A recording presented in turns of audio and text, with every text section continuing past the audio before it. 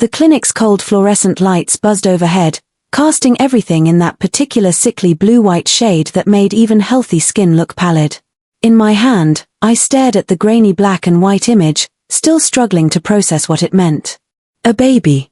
My baby. A tiny, bean-shaped cluster of cells that would become a person. "You're about 8 weeks along, Ms. Reynolds," the technician had said, her voice carrying the practiced neutrality of someone who delivered life-changing news every single day. "Everything looks normal so far." Normal. What a useless word. Nothing about this was normal. I stepped out into the late September rain. Tucked safely in the inner pocket of my coat was the ultrasound printout, protected from the downpour that so perfectly matched my mood. Around me, Manhattan glittered, 1,000 lights reflecting in puddles like scattered stars. Beautiful and completely indifferent to my personal crisis. I pulled my thin jacket tighter around me, wishing I had worn something warmer. Suddenly, the weather had turned, catching the city in that awkward transition between seasons. 3 weeks. That was how long it had been since Mark disappeared. No calls, no texts, nothing. Just vanished after nearly a year together, leaving behind half-empty drawers in my apartment and a void of unanswered questions. And now this, a baby I never planned for with a man who was no longer there. A blur of noise and bodies, the subway ride back to my Queen's apartment provided a strange comfort in its familiar rush-hour discomfort. At least some things remained predictable. Mechanically, I checked my phone every few minutes, scrolling through our last text exchange. Nothing had changed, of course. His final message was still there: "Can't wait to see you tonight. Miss you." He never showed that night, or any night after. My tiny apartment greeted me with the same empty silence that had become my constant companion. One bedroom, a kitchenette, and a bathroom barely big enough to turn around in, but it was mine. Or at least it would be until the rent was due again. 3 more weeks. My job as an administrative assistant at a law firm barely covered the bills when I was on my own. With a baby coming, the math became impossible. Dropping my bag on the counter, I collapsed onto my second-hand couch, the springs protesting beneath my weight. The ultrasound had been the last thing I wanted to do today, but my doctor had insisted after confirming the pregnancy test results. "Let's make sure everything's developing correctly," she'd said gently, probably seeing the panic in my eyes.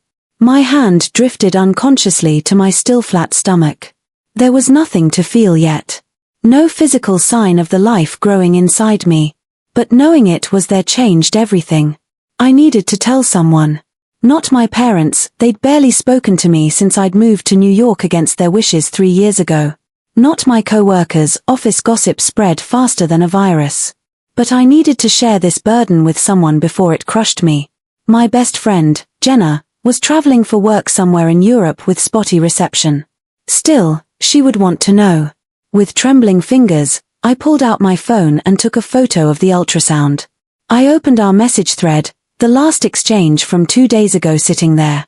She'd sent me a blurry picture of the Eiffel Tower with the caption, "Wish you were here." I attached the ultrasound image and typed, "Wish you were here, too." I could really use my best friend right now. "I'm pregnant, Jen. Mark's gone. I don't know what to do." For a long moment, my thumb hovered over the send button before I finally pressed it. The little whoosh sound as the message departed carried a strange finality with it. There. It was real now. I had told someone. Setting my phone down, I dragged myself to the shower, letting hot water cascade over me until my skin turned pink and my thoughts grew foggy with steam. When I emerged, wrapped in my threadbare towel, I heard my phone chime from the living room. That was fast. Maybe Jenna was awake despite the time difference. Padding across the cold floor, I left damp footprints behind me and picked up my phone.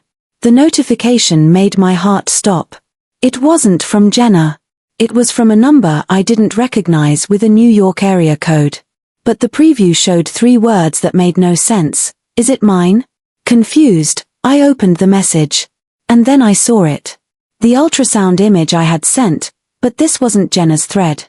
Somehow, in my exhausted, emotional state, I had sent the most intimate, vulnerable message of my life to the wrong number. My face burned with embarrassment as I quickly typed, "I'm so sorry. Wrong number. Please ignore. The response came immediately. Who is this? I hesitated.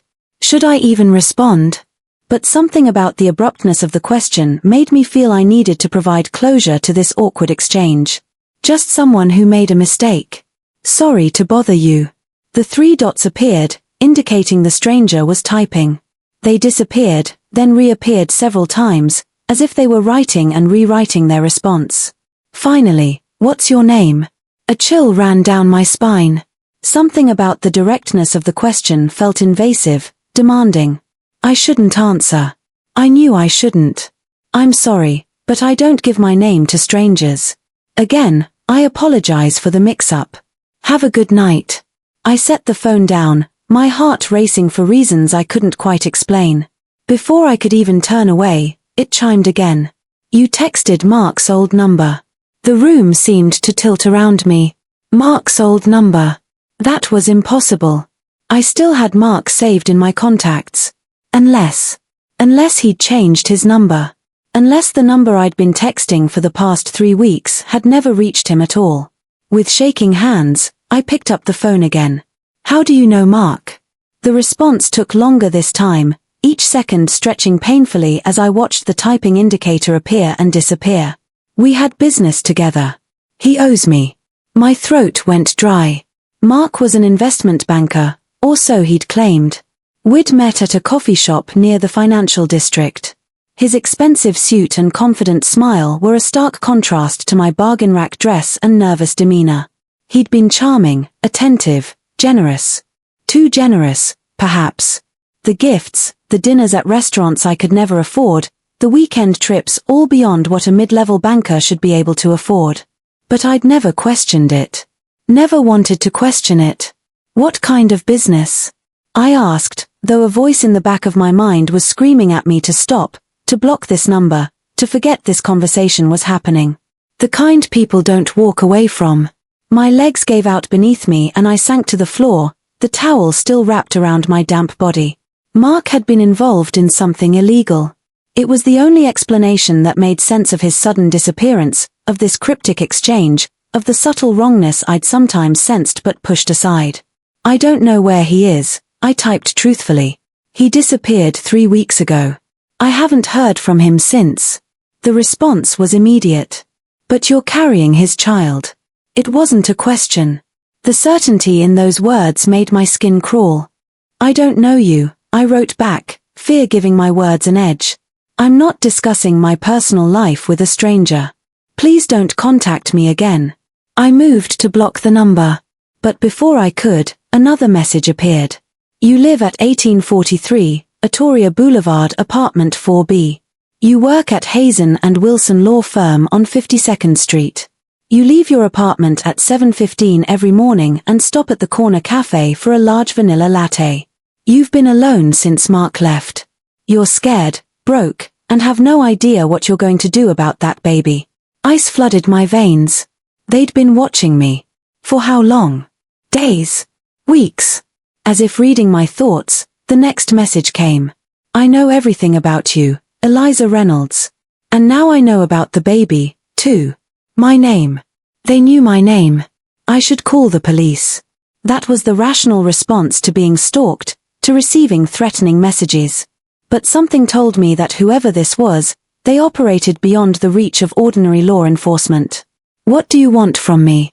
I managed to type, my fingers numb with fear. The answer came swiftly. Information. Mark stole something that belongs to me before he ran. $2 million and a flash drive with sensitive data. I want it back. I don't have any money or a flash drive, I protested. I barely knew Mark, it seems. Whatever he took, he didn't give it to me. The typing indicator appeared again, disappeared, then reappeared. I held my breath.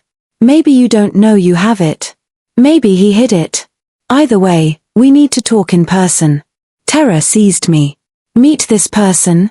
This criminal who'd been stalking me? Who might be responsible for Mark's disappearance? I wasn't that stupid. No, I typed back firmly. I'm not meeting you. If you contact me again, I'll go to the police. I waited for the threatening response, for escalation. Instead, There was silence. 1 minute stretched into 5. Maybe they'd given up. Maybe my bluff had worked. I finally gathered the strength to stand, to move to my bedroom and put on pajamas, my mind racing with what to do next. I needed to call Jenna, to tell her what had happened. I needed to think about moving, changing my job, disappearing like Mark had. The sudden pounding at my door made me scream. "Miss Reynolds," a deep voice called through the thin wood. "We need you to come with us." I backed away from the door, looking frantically for a weapon, my phone, anything. "I've called the police," I lied, my voice breaking. "They're on their way." A laugh came from the other side. "No, you haven't. Now, please open the door before we open it for you." "Who are you?" I demanded, grabbing a kitchen knife, even as I recognized the futility of the gesture. "Mr. Castellano sent us to bring you to him. He's very interested in meeting the mother of his business partner's child." Castellano. The name meant nothing to me, but the authoritative way it was delivered told me it should. Whoever this man was, he clearly commanded respect or fear.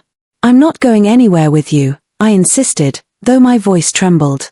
"Miss Reynolds," the voice became softer, almost gentle. "You can come willingly and be treated as a guest, or we can force the issue and treat you as a problem to be solved. Mr. Castellano prefers the former, but is prepared for the latter." My options were disappearing by the second. I could feel the walls closing in, my carefully constructed life crumbling around me. Whatever Mark had been involved in, I was now caught in it, too. Along with my unborn child. "I need to get dressed," I said finally, defeat washing over me. "You have 3 minutes," came the reply. I moved on autopilot, pulling on jeans, a sweater, and boots. I grabbed my phone and keys, though I suspected neither would be much use to me where I was going. As I approached the door, my hand rested briefly on my stomach. "I'll protect you," I whispered to the tiny life inside me. A promise I had no idea how to keep. I opened the door to find 2 men in black suits, their broad shoulders filling my narrow hallway. Their faces were expressionless, professionally blank, but their eyes assessed me with cold efficiency. "Miss Reynolds," the taller one nodded. "Mr. Castellano is waiting." As they escorted me downstairs and out to a black SUV with tinted windows, I caught sight of something on the roof of my building that hadn't been there before, the sleek, menacing silhouette of a helicopter, its blades slowly turning in the night air.